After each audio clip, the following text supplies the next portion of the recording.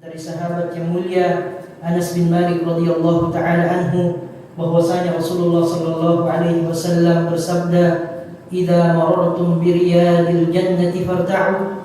Apabila kalian melewati taman-taman surga, maka singgahlah dengan tenang, mampirlah dengan tenang.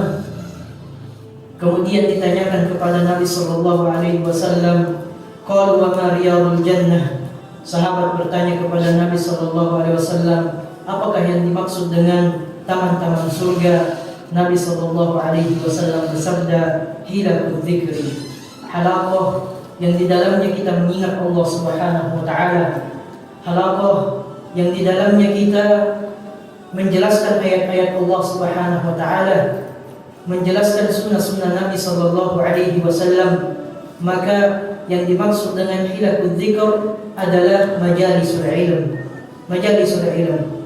Ikhwan yang dirahmati oleh Allah Subhanahu wa taala, majlis ilmu disifati oleh Nabi sallallahu alaihi wasallam sebagai riyadul jannah, taman-taman surga. Kalau kita bertamasya, berjalan-jalan bersama dengan keluarga ke taman-taman yang ada di dunia, bagaimanapun indahnya, ikhwan yang dirahmati oleh Allah Subhanahu wa taala, maka panca indera yang kita miliki yang akan terpuaskan paling tidak adalah mata kita. Adalah mata kita. Karena memandang keindahan ciptaan Allah Subhanahu wa taala. Namun ketika yang menjadi taman-taman tempat kita bertamasya, tempat kita berkunjung adalah majlis-majlis ilmu, maka inilah yang disifati oleh Nabi sallallahu alaihi wasallam taman-taman surga. Kenapa ikhwan dirahmati oleh Allah Subhanahu wa taala tidak disifati begitu saja, tetapi di majlis ilmu yang akan kita dapatkan, yang akan terpuaskan dari anggota badan yang kita miliki adalah hati kita. Adalah hati kita. Ketika disirami dengan ayat-ayat Allah Subhanahu wa taala, ketika disirami dengan sunnah-sunnah Nabi sallallahu alaihi wasallam, ketika kita memiliki permasalahan hidup, mungkin ketika kita datang di majlis ilmu, bukan solusi langsung yang kita dapatkan terhadap permasalahan yang kita hadapi.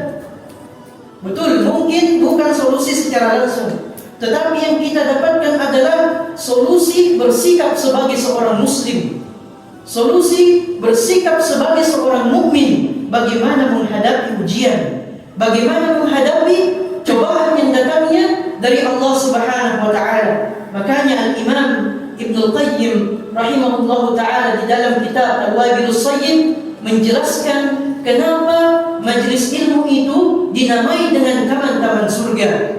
Beliau rahimahullahu taala menjelaskan, "Inna lidzikri min bainil a'mal la ya'diluha syai'un."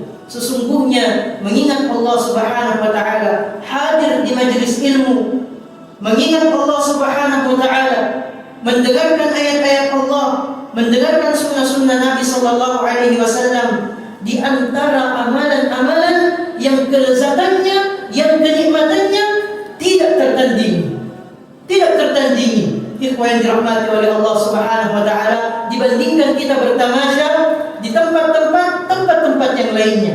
Bukan berarti bertamasya di tempat-tempat lainnya ini diharamkan di dalam agama, tetapi bertamasya di taman-taman surga jauh lebih menenangkan, jauh lebih menenteramkan jiwa dibandingkan bertamasya di tempat-tempat yang lainnya.